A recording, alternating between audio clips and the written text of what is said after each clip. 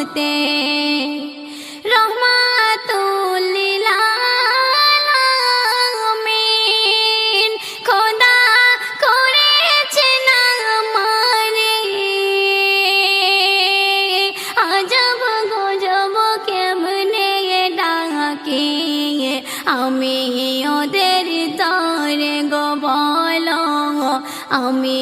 ওদের তরে দিনের লাগি দয়ার নবী ও নবী যাইতায় ফিরবো কে নিন্দা মন্দ বলে আবার মারে পাথর ফিকে গো তারা